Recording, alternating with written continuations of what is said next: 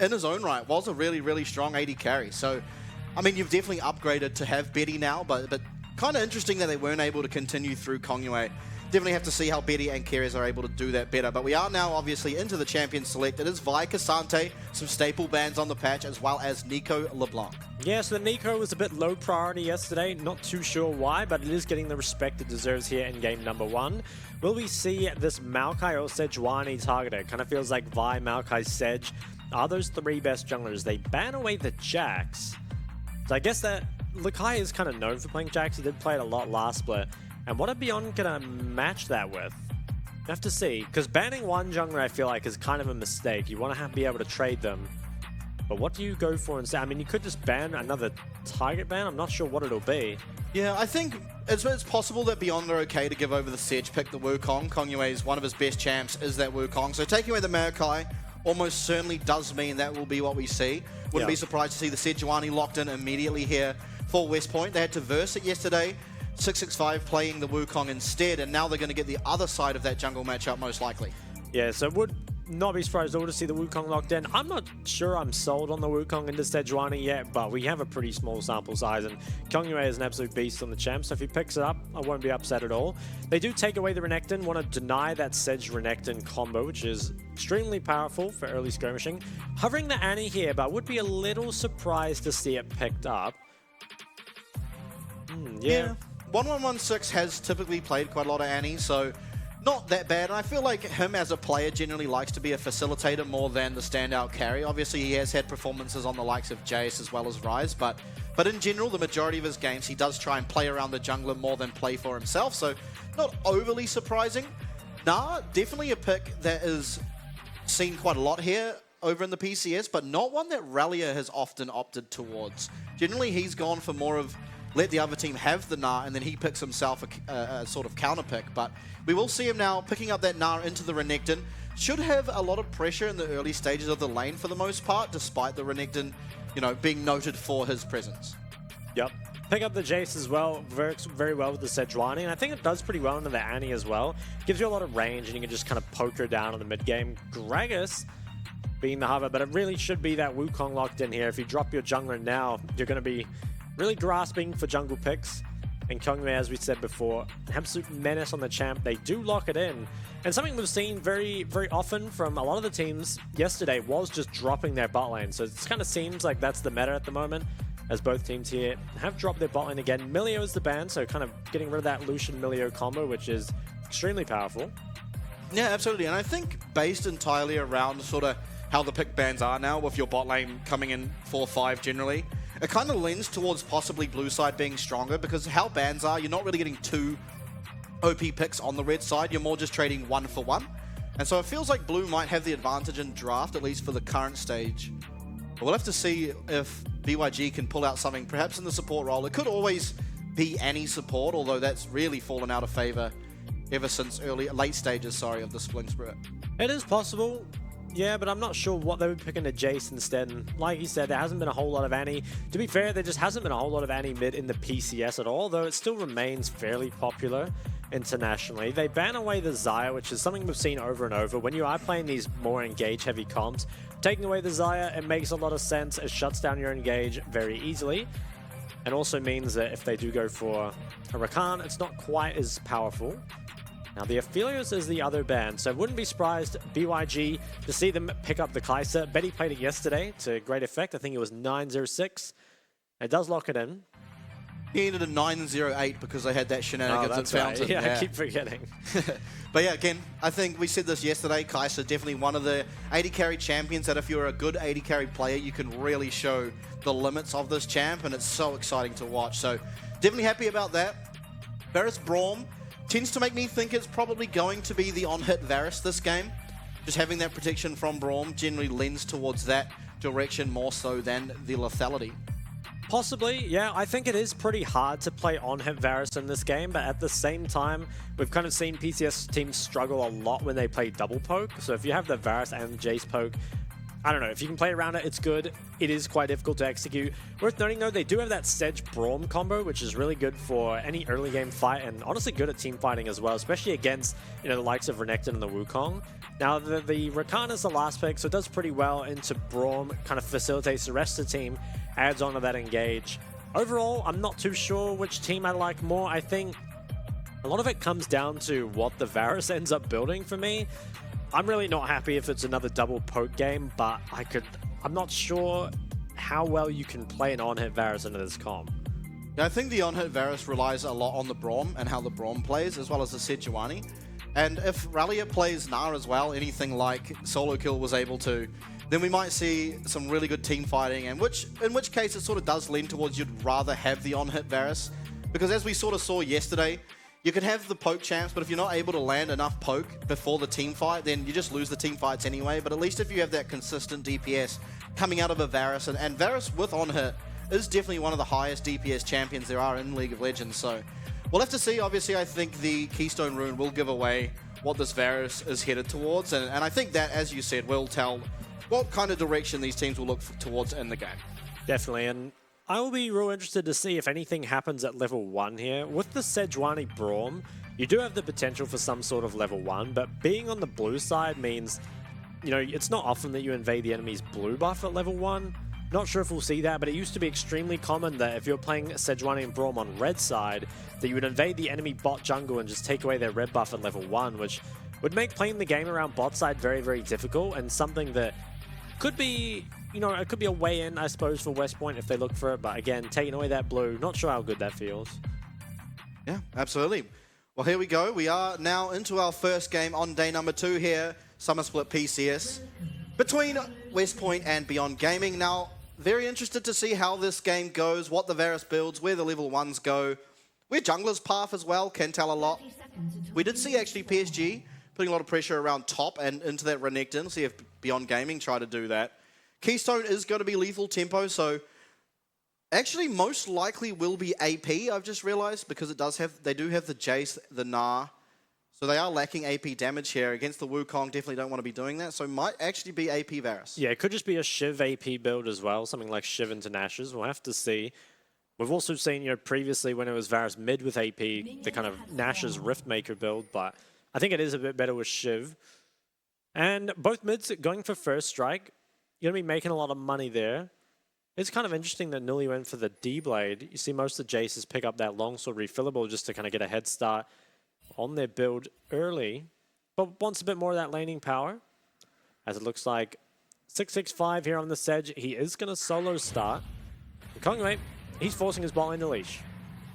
Yeah, greedy jungler, but we'll have to see if that means anything. It should say that West Point will have a lead early on in this lane phase, being that they are at the minion wave first, should hit level 2 first, and it will change how Beyond have to play this bottom side. Definitely, and both junglers will be pathing to the top lane, kind of know that that Gnar Renekton matchup needs to be played around early.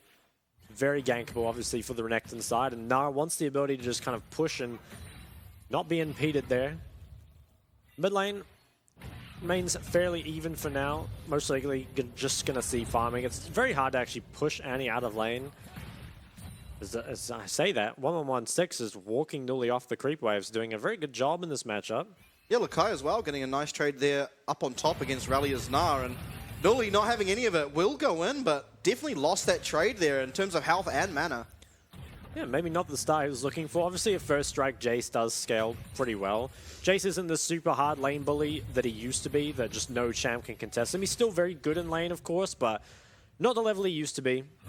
Has made up for it, though, with some very nice scaling. We often see in the PCS, when the Jace hits those 3 items, really starts to come online, especially against teams that are sort of lacking in the lifesteal or sustain department. Yeah, Lakai. Yeah, he has a lot of prio here.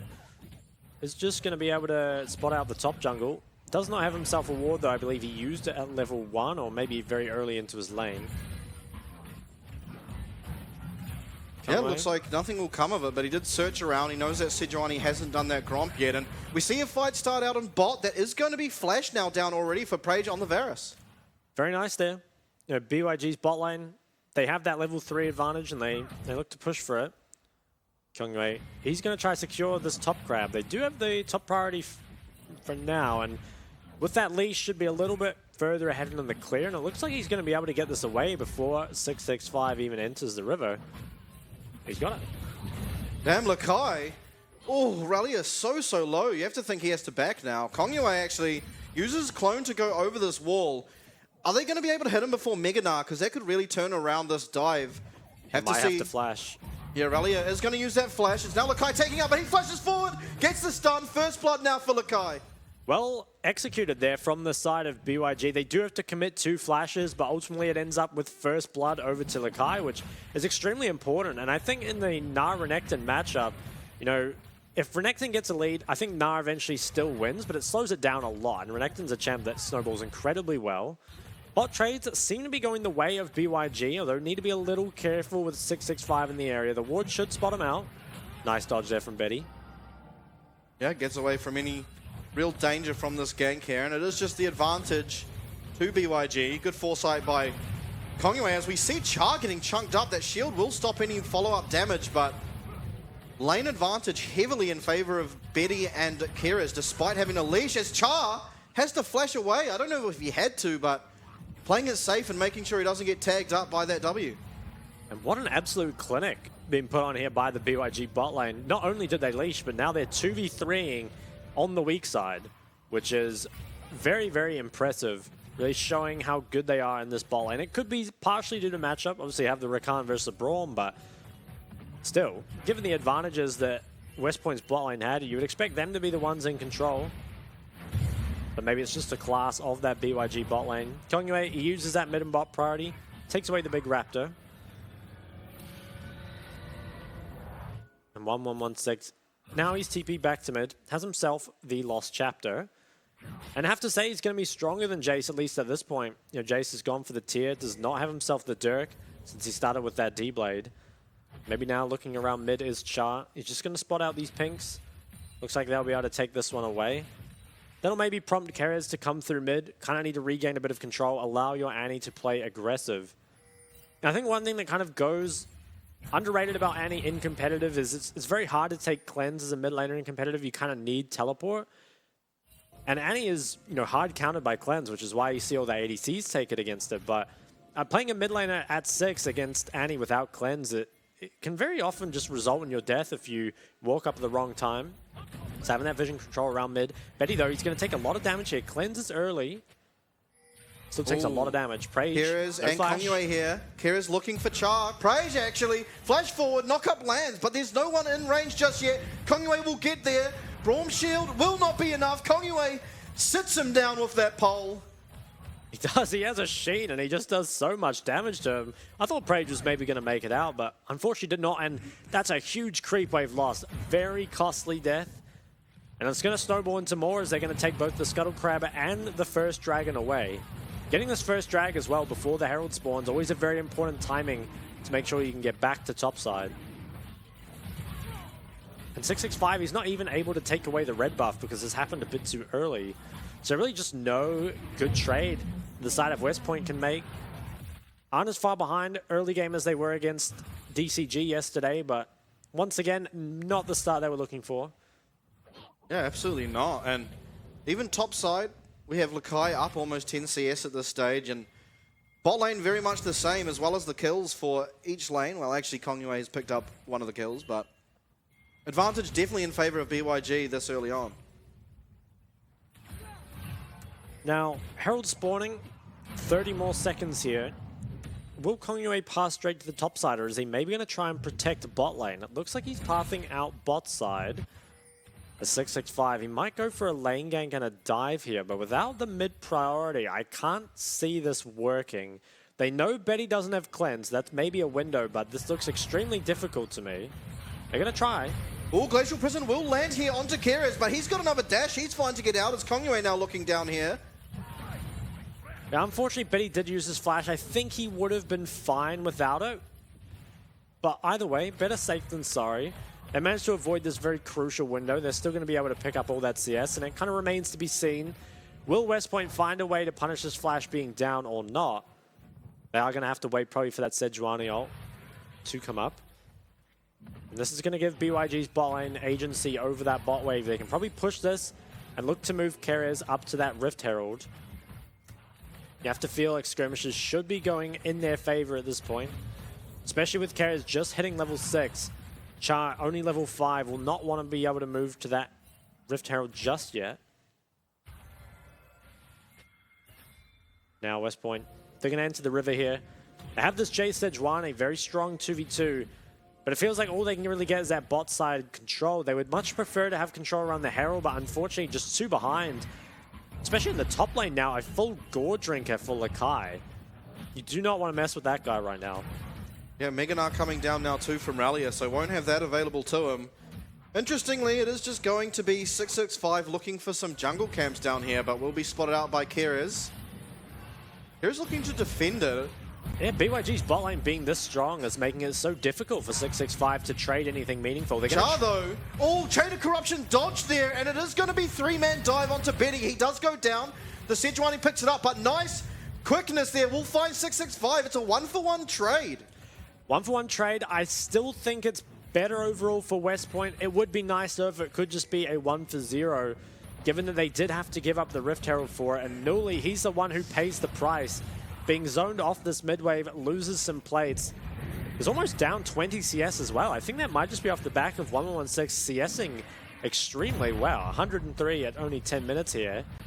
Although it is an extra 4 CS grabbed from that Rift Herald. And we'll get a replay, a second look at what happened bot side. Betty probably should just let these creeps die. Knows he's getting so much top side and just really needs to not die, but thought he could outplay it. And to his credit, almost does, but it was a lot of sums used, the double sums and the ignite from West Point's bot lane. Keres, though, he manages to come in, gets a kill, and Sejuani even wasted the flash there. So maybe in terms of gold, better for West Point, but in terms of sums, massively favored for BYG. Yeah, managed to get all 3 there out of 665, Prage, and Char, so definitely an angle here. But Glacial Prison comes in, nice flash to get away from that. Definitely would have gone down if it had it connected.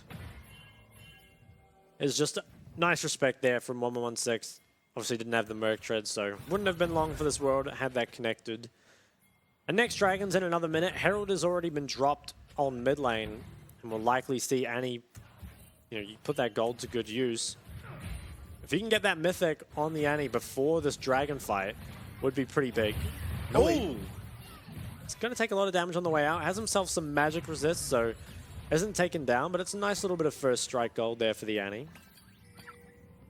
Yeah, managing to get half HP without any real items, but fight going out on top lane. Rallia is going to be able to disengage with that Gnar. Yeah, it should be too hard for Lakai to chase this down. Doesn't have any boots to speak of up against Rallia's tier 2 boots, so despite having the Gore Drinker, just can't really close the gap. Kongyue looking, flash, Cyclone. Prize not long for this world. That's another kill here for Kongyue, as Keres will land the knock-up, but Braum not going to be able to be found. Very nice pickup there. Prage, unfortunately, is hard punished for using that flash in that previous play. Now Char, he could be getting looking. They do have Kaiserol, but with the CC missing, that was a few missing picks from the BYG side. Not sure where that Braum ult was going. Maybe he thought that Wukong was going to go on him from there. If he did, that's kind of big brain, but unfortunately, Kongyue, even bigger brain, decided not to go for it. And look at all that CS dying. I mean, it's so much for Prage to lose, especially if he is going to end up being kind of their solo AP threat. They do have that Sejuani as well, but it's not a huge amount of magic damage. Does force out the Merc Treads, though, as you can see Keres picks it up against that Jay Sejuani. Second drag, now going to go the way of BYG. Only 12.5 minutes here. Going to have themselves a nice win condition early. I want to come back. I think that's an extremely charitable take on the Braum ult there. Looking for Kongyue. You think he just misclicked? Surely. Because Kongyue was nowhere near that. It seems like he would have had to have flashed there. Anyway, it happened, I guess, but Static Shiv picked up as well from Betty. Massive, massive damage spike here on that Kaiser. Yeah, nice acceleration here. Only 2,000 gold ahead, but you can kind of see that even with a relatively small gold lead, it often has these breakpoints which are really important, right? Like you can see the item picked up on Kaiser, not picked up on the Varus. Same in the top lane. Oh, 1116. Another attempt there. He's turning it around. A lot of damage is being found onto 665. He's just going to go down. 1v2, manages to find one. Now Kira's coming in. Betty comes in as well. He's looking for Nuli. Nuli's going to go down. Wow, what a sequence of play. Yeah, what an absolute excellent punish there from the side of BYG. You have to question, 665, I think, going for the initial ult onto the Annie. If it hits, probably does work out. Unfortunately, though, had just overcommitted to it, as we'll get a replay of this. I think they kind of know that this should work. Maybe they should have waited a little bit longer for Braum to be nearby. Yeah, missing it was pretty costly. I think if Sedge hadn't used the W, 665 probably could have just walked this out. Unfortunately, though, taking that tower aggro kind of seals his fate. And Betty, with that bot priority, is just able to move up and take out Nuli. So, I don't know, West Point, they're making a lot of good plays, but unfortunately, they're just not being executed well enough. Yeah, absolutely. And I want to say, based on, obviously, they took Sim9's spot from last split, but being this proactive, even though it hasn't been working out now, does look good. As we see Prage looking for 1116. He has got that stopwatch for now. Trying to get the stun off. Will he get the cooldown? It doesn't look like he will. That's a kill now found for 665. But with Lakai coming in, Praj is not long for this world. 1-for-1 trade in the end, but it does cost teleport there for Lakai. Yeah, now can Relia punish that in the top side? It doesn't look like it. He's just going to push in the wave, and Betty's now going to get even more gold. 665. 665's in trouble. We'll be able to get over that wall. And Kongyue was not expecting him to be there at all, and maybe he could be looked at for a dive here. It is pretty hard to dive for Wukong, though. Looks like he will just clear this one out. And 665, he's trying to find avenues back into this game, but they're being closed off pretty quickly. What was only a 2,000 gold lead is now doubled up to 4,000 here for BYG. Pretty important item spikes coming through across the board.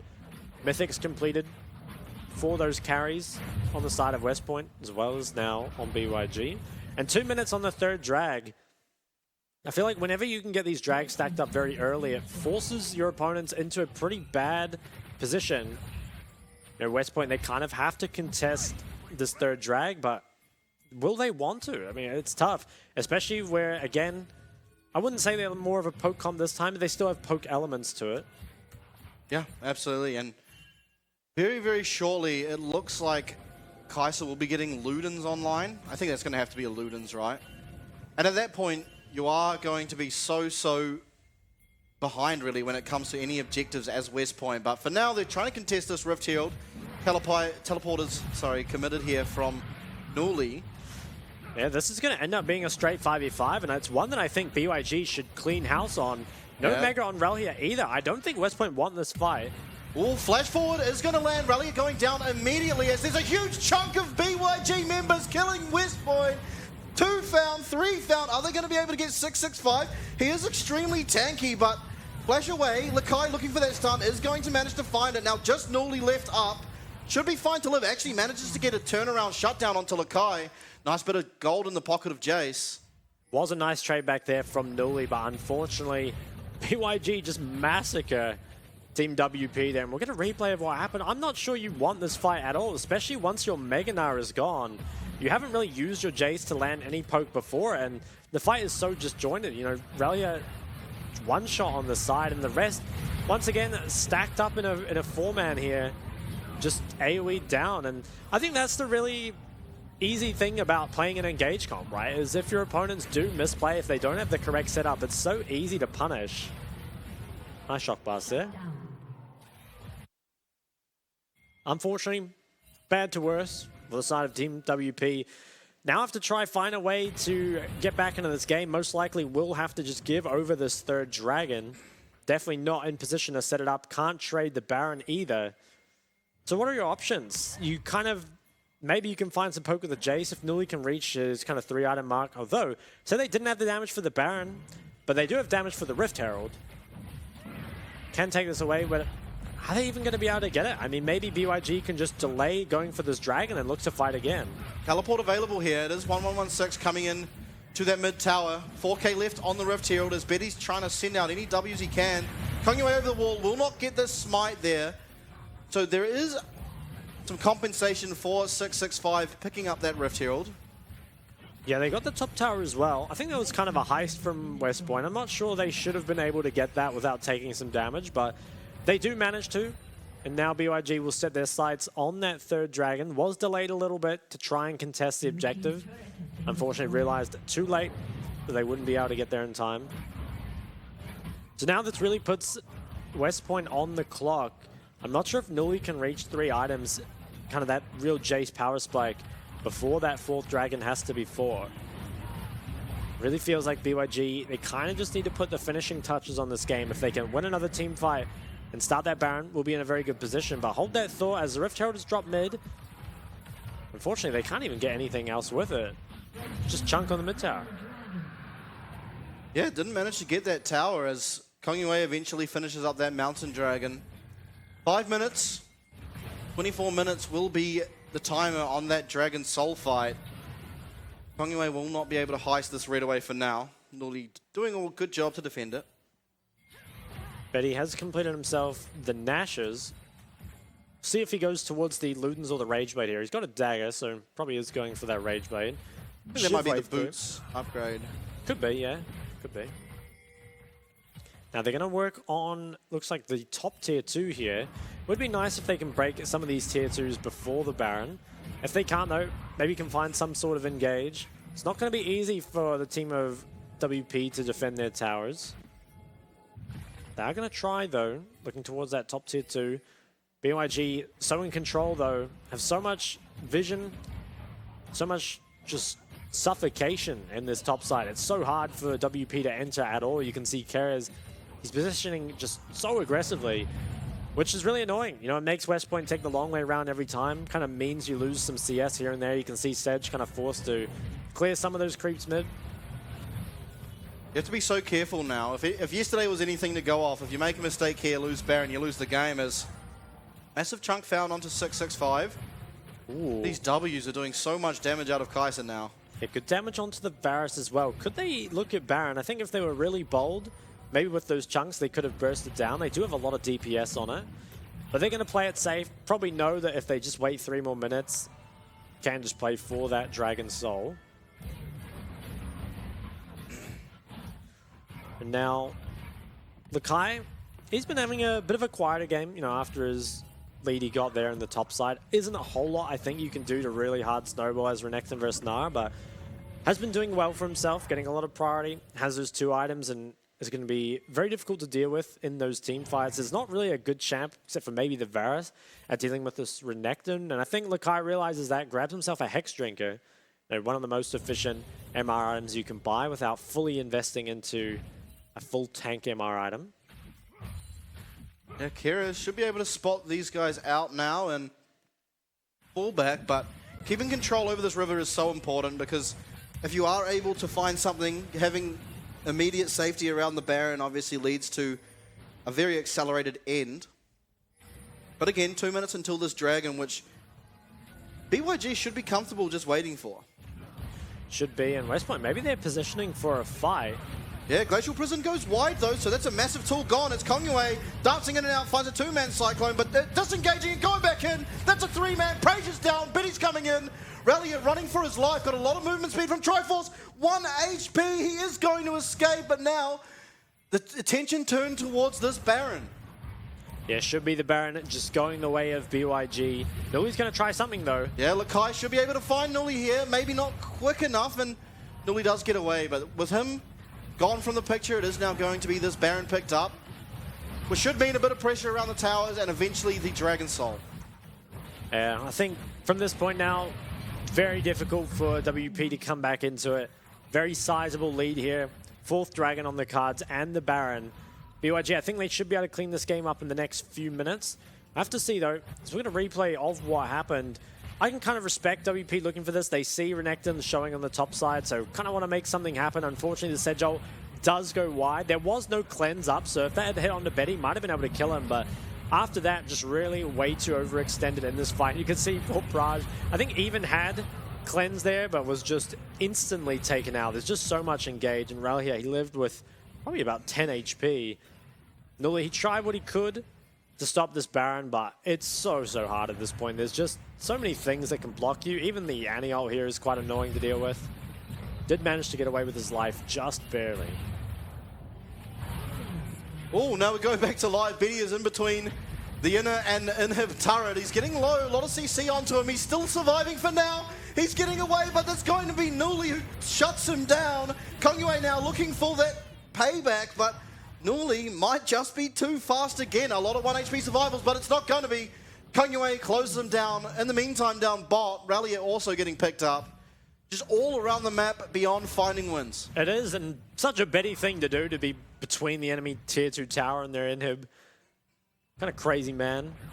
But now 4 members down for WP, that 4th dragon spawning as well. I don't think the game will be picked up just yet, but it's getting further and further into BYG's favor. They have just such a stranglehold on the game at this point. You can see reflected in that gold difference. Have been ahead pretty much the entirety of the game. Never really slipped up any. And I think the Mountain Soul as well is a very hard one to deal with because the shield's just going to be there, as well as just the extra stats makes poking so hard. And we'll see. Betty, I guess he hit a W here, which would have chunked quite a lot. Have to see. Oh, he's just man enough to just chase him down. Even cleansed early. Look at him go. The killer instinct ties between the towers and managed to get out here for so long. He bought himself a huge amount of time. Unfortunately for him, Nui did come over and just flash to take him out, but did basically everything he could. Played it very well. Yeah, Kongyue obviously eventually managing to get that. Man, he's having a laugh. Yeah, he was pretty happy with that one.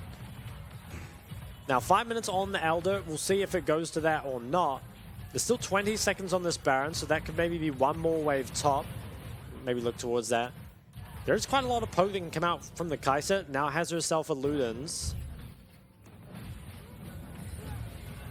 And with that poke, you can kind of force people off the tower, even without Baron. Yeah, and it is going to be the Ludens picked up here for Betty. So if one of those Ws manages to land on either Nuli or Praise, it could just spell the end of a team fight even. Kind of ironic. The team with Varus and Jace are the weaker team at poking. Yeah, Kai'Sa W. It goes wide. And I'd be surprised if BYG can get a whole lot done without this Baron. There is still a fair amount of wave clear.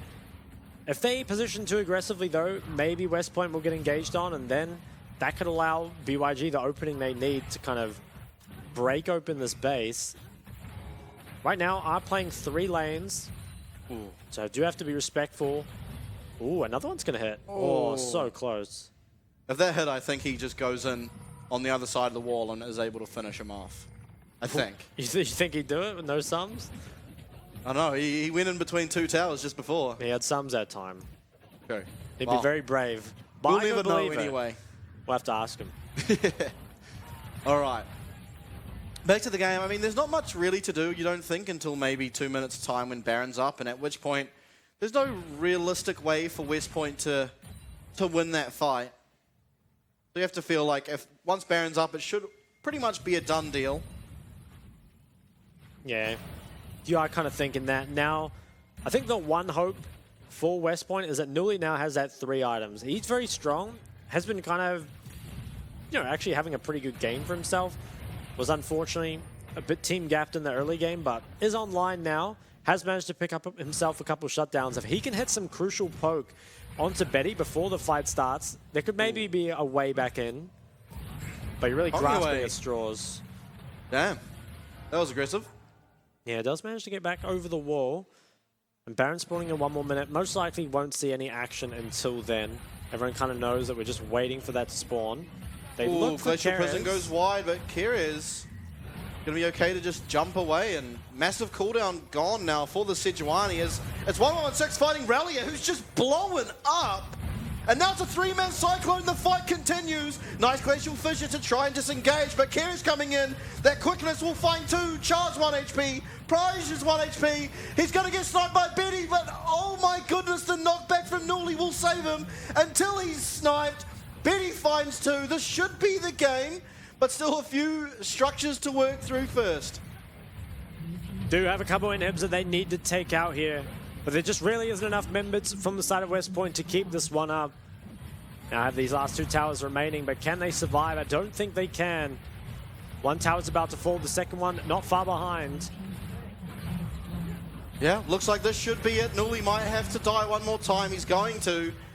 And this should be the end. BYG looking again for some more fountain shenanigans, similar to yesterday. Doesn't look like they'll be able to. This is 3 pretty tanky members of WP, but here we go. I might have spoken too soon. It's Relia going down. Here is getting himself a kill. Yeah, so it ends up being a fairly one-sided game with Beyond picking it up. I think was kind of expected. BYG, they look like a very strong team. At West Point, we're starting to get a bit more data on them. Maybe not the strongest, although admittedly have had to take on what could be 2 of our top 4 teams at this point.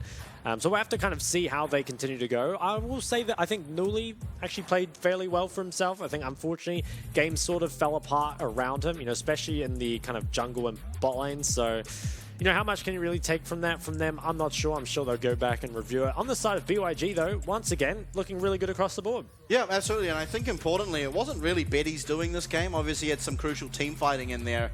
I won't take that away from him, but 1116 had so much jungle pressure against him, actually managed to find a turnaround kill at one point, as well as just so many engages were actually found by him on that Annie.